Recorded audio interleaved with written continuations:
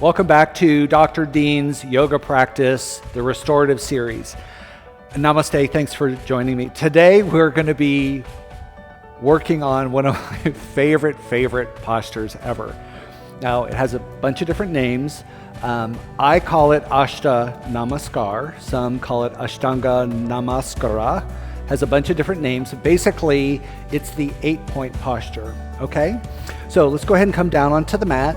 And for this posture, you're going to need 2 blocks, and you're going to need a blanket. And again, if you don't have blocks, you could use a little cardboard box that you stuff with something to make it firm. Anything. You could just roll up a cushion, like a couch cushion, or even like take a pillow and really stuff it into one end of the pillowcase and then wrap it around really tight. So what you're really looking for is something that's pretty firm. Now in this case, for this particular posture, we definitely need something that's sturdy and has corners, right? These corners are going to be very important. So what I'm going to do is take the blanket, and this particular posture probably doesn't need to be modified much based on your body size like some of the other ones do. So what we're going to do, is you can just take a little look here, is I'm going to put the blocks together on the low settings facing each other to make like a cube, and then I'm going to tip it up like this, and I'm going to stack it high and low.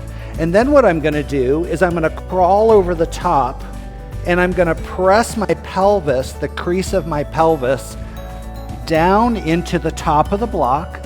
I'm going to put my legs together, and I'm going to hug my knees in pretty close. So you can see I'm balancing on the corner of the block. And then I'm going to come into a push-up position, and then I'm going to gently bend my elbows down to the mat, and I'm going to keep going. Spread the elbows and put your chest down on the mat, and then gently push back a little bit. So what I'm trying to do is create this very sharp hip point. You can see my hips are really up there, okay?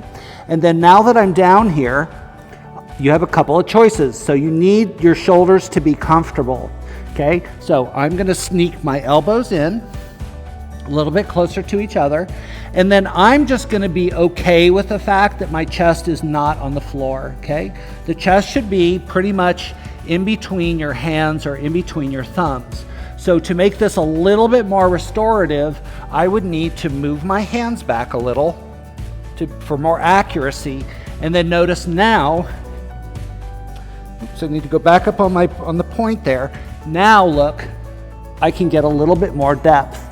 I'm scooting my legs in, and then I'm going to gently soften my chin towards the mat. Now I should be able to keep talking to you because I'm not putting any pressure on with my chin on the mat.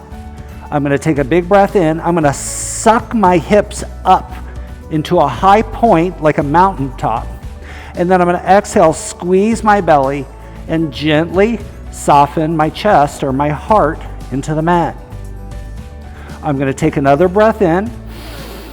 Exhale, gently soften.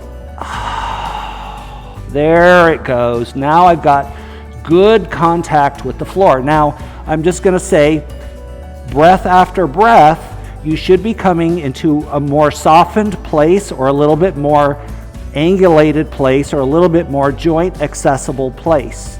So the goal here, our first intention here is back extension, and our second intention is about making sure that we have shoulder strength or shoulder stability, or you can say upper body strength, but without cramming your shoulders, so your shoulders should feel soft. Take another breath in. And then exhale, gently tip the blocks back. Come into a push-up position. Yeah. Okay, so just to let you know, restoratively, that's a pretty intense posture. I have right now so much whole body heat, and I feel like my back, my lower back had an opportunity to really explore that really deep curve, right? But it was completely supported by the blocks. Okay, great. So I hope you enjoy that. Give it a try, and I will see you again soon on the next video.